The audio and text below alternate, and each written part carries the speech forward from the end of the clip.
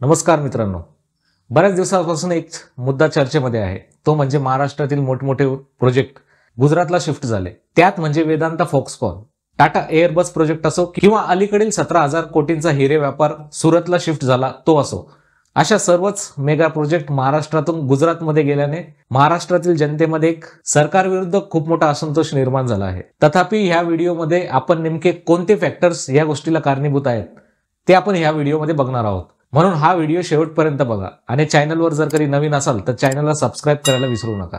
नमस्कार, मी अजिंक्य आणि तुमचे स्वागत करतो क्लिअर कट मराठी आपल्या या यूट्यूब चॅनलमध्ये. तर सर्वात आधी हे बघूया की महाराष्ट्रातील नेमके कोणते आणि किती प्रोजेक्ट्स महाराष्ट्रातून बाहेर गेले. यामध्ये आपण गुजरातची चर्चा न करता बाकी राज्यात सुद्धा कोणते प्रोजेक्ट गेले हे सुद्धा बघणार आहोत. तर मित्रांनो, ही गोष्ट आताची नाहीये, तर 2015 मध्ये मुंबईमध्ये जवळपास बरीचशी महत्वाची ऑफिसेस ही गुजरात आणि दिल्लीला शिफ्ट झाली.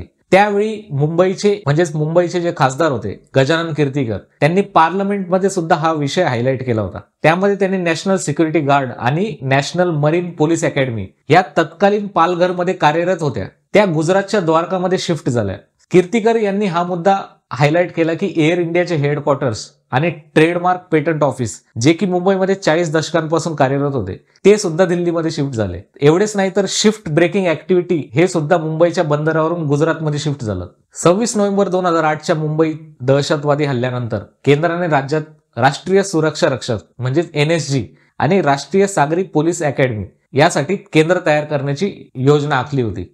NSGचा तळ मुंबईत आला, पण अकॅडमी उभारण्यासाठी योजना भूसंपादनाच्या पलीकडे जाऊ शकली नाही. अकॅडमीसाठी पालघर येथे केंद्राला जमीन सुद्धा देण्यात आली होती. पंतप्रधानांच्या दबावाखाली केंद्रीय गृह मंत्रालयाने महाराष्ट्राच्या किनारी पालघर जिल्ह्यात अकॅडमी स्थापन करण्याची योजना रद्द करून ती गुजरातमध्ये नेण्यात आली, असा आरोप त्यावेळेचे महाराष्ट्राचे गृहमंत्री RR पाटील यांनी केला होता. पुढे ते म्हणाले की निवड समितीच्या सर्व नियमांमध्ये महाराष्ट्र बसत आहे, परंतु तरीही ही योजना महाराष्ट्रातून वगळण्यात आली. पुढे वेदांत आणि फॉक्सकॉनने सप्टेंबर 2022 मध्ये गुजरात सरकारसोबत $19.9 बिलियन सेमी कंडक्टर आणि डिस्प्ले मॅन्युफॅक्चरिंग MOU साईन केले. यापूर्वी कंपन्यांनी हा प्रकल्प महाराष्ट्रात उभारण्यासाठी महाराष्ट्र सरकारशी चर्चा केल्या होत्या. वेदांत पाठोपाठ यानंतर 22,000 कोटी रुपयांचा टाटा एअरबस प्रकल्प सुद्धा महाराष्ट्राच्या हाताबाहेर गेला. या प्लांटमध्ये C-295 ट्रान्सपोर्ट एअरक्राफ्ट निर्मिती केली जाणार होती. यासाठी भारतीय हवाई दलाने 2021 मध्येच 21,000 कोटी रुपयांचा करार केला होता. यासाठी टाटाच्या नेतृत्वाखाली संघ वडोदरा येथे प्लांट उभारण्यात येत आहे. टाटाने हवाई दलाला अशी 56 विमाने पुरवण्याचा एअरबस डिफेन्स आणि प्रकल्पाची हात मिळवणी केली होती. यानंतर अलीकडे चर्चेत आलेला विषय म्हणजे मुंबईचं हिरे मार्केट गुजरातला शिफ्ट झालं. सरकारच्या पाठिंब्याशिवाय सुरतच्या हिरे व्यापाऱ्यांनी अंदाजे 3,400 कोटी रुपये खर्च करून जगातील सर्वात मोठं हिरे व्यवसाय केंद्र सुरू केलंय. सुरत डायमंड बोर्स नावाच्या डायमंड हबला जगातील सर्वात मोठ्या इमारतीचा किताब देखील मिळाला आहे, जो मान आतापर्यंत पेंटागॉन या बिल्डिंगला होता. सुरतमध्ये बांधलेल्या सुरत डायमंड बोर्समुळे मुंबई आणि महाराष्ट्रात सरकारला टॅक्सच्या रूपात मोठा धक्का बसणार आहे. कारण मुंबईमध्ये स्थायिक झालेल्या गुजराती हिरे व्यापाऱ्यांनी आपला व्यवसाय बंद करून सुरतच्या दिशेने स्थलांतर करण्यास सुरुवात केली. वर्षानुवर्षे सुरत शहराला डायमंड सिटी म्हटले जाते. सुरत शहरातील हिरे कारखान्यांमध्ये कापले जाणारे हिरे हे देशातील आणि जगातील विविध भागांमध्ये निर्यात केले जातात.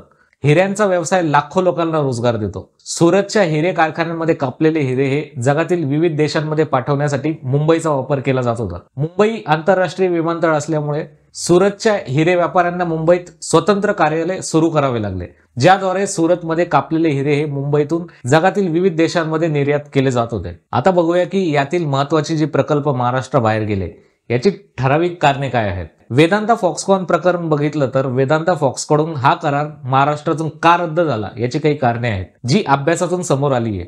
यातील एक प्रमुख कारण म्हणजे गुजरात सरकारने कंपन्यांना अधिक आकर्षक सवलती दिल्या. उदाहरणार्थ, गुजरातकडे डेडिकेटेड सेमीकंडक्टर पॉलिसी आहे, ज्यातून इन्व्हेस्टरला अधिक बेनिफिशियल आहे, जसे की कॅपिटल सबसिडरीज, टॅक्स बेनिफिट्स आणि कमी भावात जमिनी.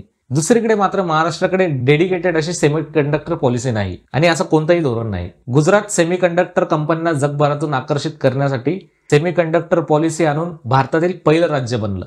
म्हणून आपण या ठिकाणी वेदांत फॉक्सकॉन जरी सोडलं तरी दुसरे सेमीकंडक्टर मॅन्युफॅक्चरर सुद्धा गुजरातकडे आकर्षित झाले. जसे की US chip maker Micron semiconductor प्लांटसाठी गुजरात सरकारसोबत $2.1 बिलियन डील करत आहे, म्हणजे जवळपास 22,000 कोटी रुपये. आणखी एक कारण म्हणजे वेदांत फॉक्सकॉन संयुक्त उपक्रमाला महाराष्ट्रात काही अडथळे आले. उदाहरणार्थ जून 2022 मध्ये सेबीने प्रस्तावित सेमीकंडक्टर पॉलिसी डिस्क्लोजर नियम तोडल्याबद्दल वेदांतवर दंड ठोठावला होता. उद्योगधंदे आकर्षित करण्यासाठी गुजरातकडे पायाभूत सुविधा, बंदराच्या जवळपास आणि कुशल कामगारांची उपलब्धता यासारख्या बाबतीत अनेक फायदे आहेत.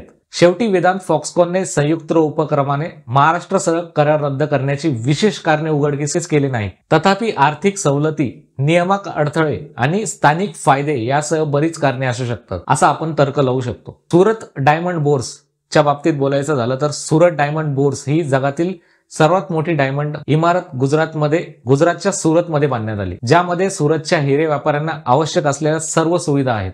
त्यामुळेच मुंबईतून जगभरात हिऱ्यांचा व्यापार करणारे सुरतचे हिरे व्यापारी मुंबईतून आपला हिरा व्यवसाय बंद करून सुरतला शिफ्ट होत आहेत.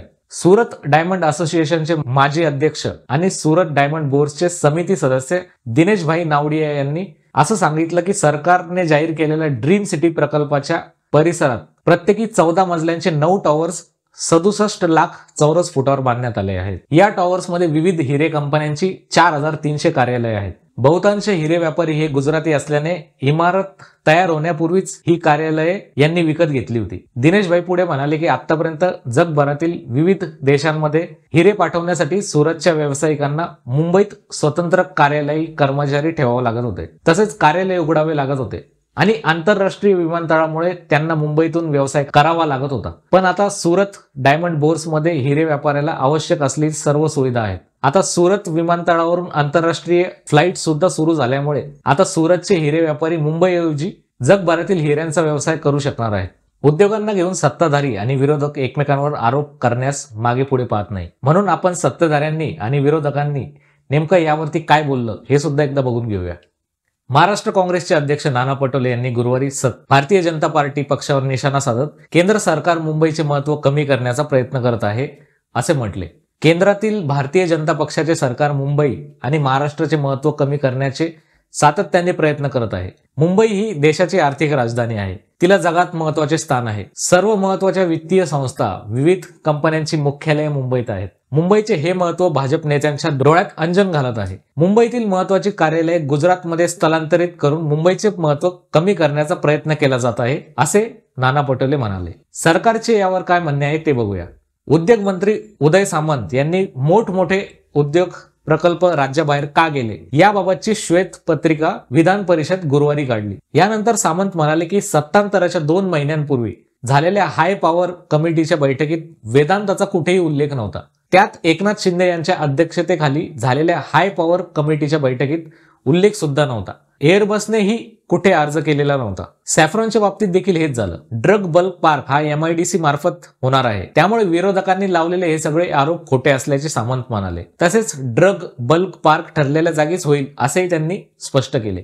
या श्वेत पत्रिकेतील महत्वाचे मुद्दे काय आहेत ते एकदा बघूया. वेदांता फॉक्सकॉन प्रकल्प हा प्रकल्प राज्यात येण्यासाठी वेदांतने महाराष्ट्रासह इतर राज्यांशी सुद्धा संपर्क साधला होता.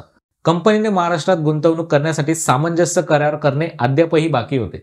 एअरबस टाटा प्रकल्प हा प्रकल्प महाराष्ट्रात येण्यासाठी कंपनीने महाराष्ट्रातील औद्योगिक विकास महामंडळाकडे म्हणजेच MIDC कडे सामंजस्य करार केलेला नव्हता, अथवा जागेची मागणी करणारा कोणताही अर्ज सुद्धा केलेला नव्हता. तसेच महाराष्ट्र शासनाच्या उद्योग विभागाचा कोणताही पत्रव्यवहार केंद्रीय मंत्रालयास किंवा टाटा कंपनीशी झालेला नव्हता. सॅफ्रॉन प्रकल्प हा प्रकल्प महाराष्ट्रात येण्यासाठी कंपनीने MIDC कडे गुंतवणुकीसाठी अथवा जागेची मागणी करणारा कोणताही अर्ज दाखल केलेला नव्हता. तसेच या कंपनीने संदर्भीय प्रकल्पाबाबत महाराष्ट्र औद्योगिक विकास महामंडळाशी कोणती चर्चा सुद्धा केलेली नाही आणि पत्रव्यवहार सुद्धा केलेला नाही. तसेच या कंपनीने संदर्भीय प्रकल्पाबाबत महाराष्ट्र औद्योगिक विकास महामंडळाशी म्हणजेच MIDC कोणतीही चर्चा अथवा पत्रव्यवहार केलेला नाही. ब्लॉक ड्रग पार्क हा प्रकल्प राज्यात येण्यासाठी राज्य सरकारने प्रस्ताव सादर केला होता, परंतु तो मंजूर झाला नाही. तरीही हा प्रकल्प राज्य शासनाच्या स्वनिधीतून करण्याचे नियोजित आहे.